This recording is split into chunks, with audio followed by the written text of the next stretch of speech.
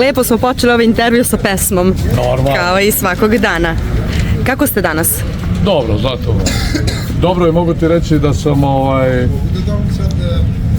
sve zadovoljniji odabirom ovih kandidata. Ima stvarno dobro dece, ima stvarno dobro dece. Je li bilo juče teško, s obzirom na to da je trebalo suziti krug takmičara, pa je li bilo teško odlučiti se Pa nije, ko je bolji? Nije tu bilo velikih nadmudrivanja, preglasavanja oko jednog kandidata. Ali ja sam bio nadglasan, ali dobro. Kako ste se dogovorili? Pa nema tu dogovora.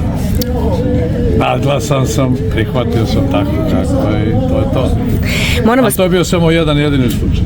Moram vas upitati, ne znam da li ste ispratili veoma strašnu, tragičnu vest koja se dogodila juče, da je poginuo brat Darka Lazića. Da li ste ispratili? Žao mi je, saučešće, ali mislim da je malo neprimereno da ja to komentarišem. Ja ne znam tu porodicu, ali u svakom slučaju žao mi je i saučešće.